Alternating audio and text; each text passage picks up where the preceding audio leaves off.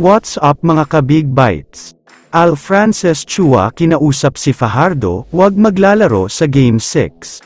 Pero bago ka sana magpatuloy sa panunood ay huwag mong kalimutang mag-subscribe sa aking YouTube channel.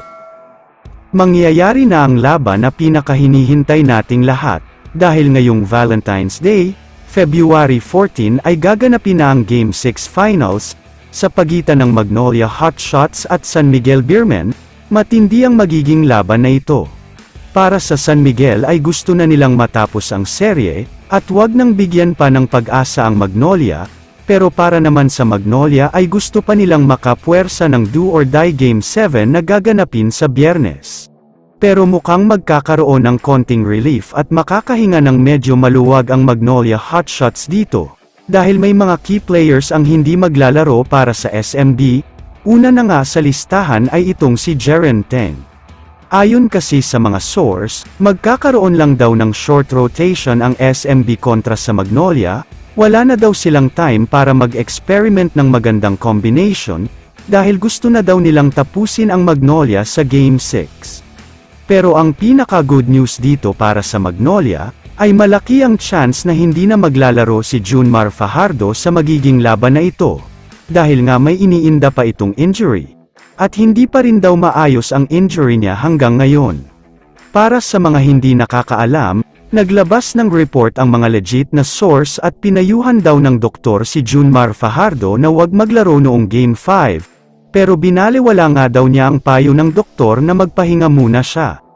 Alam daw kasi ni Fajardo na sobrang mahihirapan na sila kung natalo sila noong Game 5, kaya naman kahit delikado ay pinilit niya pa rin maglaro para magkaroon ng advantage, pero sa Game 6 ay mukhang hindi na siya makakapaglaro.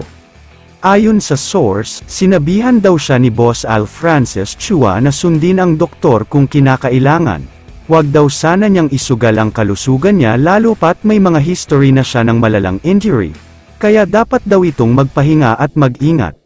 Sa tingin ko naman, hindi natin masasabi kung susundin nga ba ni Fajardo ang suggestion ng doktor at ni Boss Al, dahil posibleng ito na ang huling laban ngayong conference, kaya okay lang siguro na sumugal na siya at maglaro na. Pero syempre ay utos ng Big Boss pa rin ang masusunod, kaya naman dapat talagang sundin dahil kalusugan lang ni Fajardo ang iniisip ni Boss Al Frances Chua. Kaya abangan nating lahat kung makakapaglaro nga ba siya sa crucial Game 6.